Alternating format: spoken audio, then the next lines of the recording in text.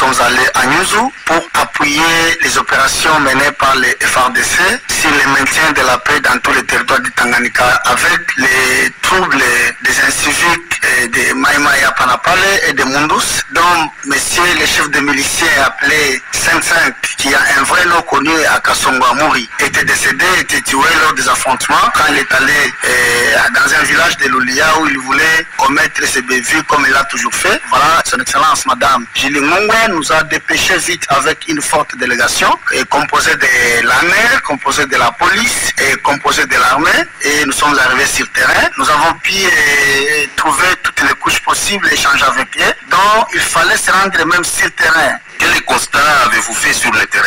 Après notre visite de tous les lieux concernés, nous avons trouvé que d'abord, depuis que les messieurs étaient décédés, il y a vraiment une accalmie qui se vit à Nyuzu, sur ces coins-là, surtout dans le secteur nord Lukuga, où les messieurs là avaient vraiment chaque fois le temps de fréquenter dans certains villages pour aller piller 5-5. Mais c'est 5-5 effectivement. Et voilà, nous avons demandé à ceux-là qui avaient quitté leur village sur base de rumeurs d'un certain messier qui veut succéder les chefs miliciens décédés 5-5 et dont la population a quitté leur village et s'est réfugiée dans un village appelé Kalombo où il y a un centre de déplacés internes qui sont là-bas, qui ont quitté certains villages suite à certains conflits liés aux limites, aux conflits de succession. Et voilà, nous avons pu exhorter toute cette population afin qu'elle regagne leur village, dont la police, l'armée est en train de faire bien son travail pour maintenir et rétablir la paix.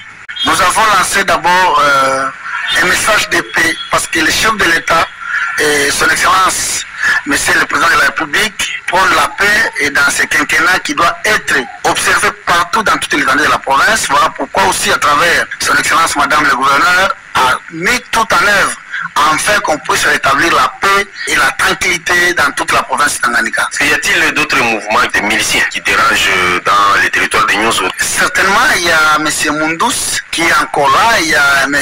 Manzembe qui est encore là. Je pense que le commandant de la 22e brigade des opérations Salama, le général Dunia Kachindi Fabien, a déjà pris toutes les dispositions afin que la paix soit rétablie dans le territoire de Nyuzu et dans une partie du territoire de Kalemi. Et aussi du sud du territoire de Kalemi où il y avait un milicien appelé Bitonto qui n'est plus là et qui est décédé le même jour avec M. 5-5. Donc on ne sait pas par quel miracle les deux morts se sont retrouvés sur une même journée. Là peut-être c'est la volonté de Dieu, mais au moins nous saluons le travail fait par l'armée, dont nous encourageons davantage de continuer comme c'est leur mission qui est régalienne. Pouvez-vous un peu nous rappeler Bitonto, c'était qui exactement?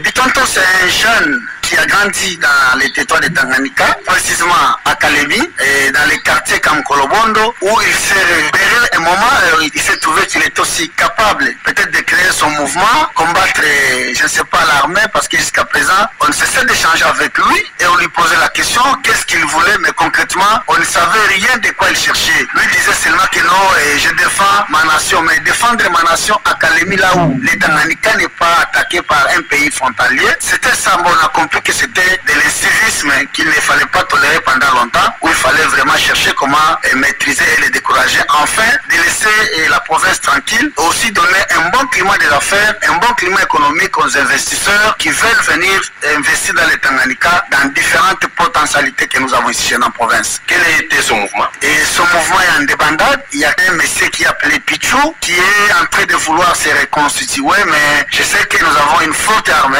nous avons une forte brigade qui ne tolérera jamais avec le gouverneur de province qui agirait. Il faut que la paix soit rétablie par toute l'étendue de la province de Tanganyika. Monsieur le ministre Dieudonné Kasaka, merci. C'est moi qui vous remercie.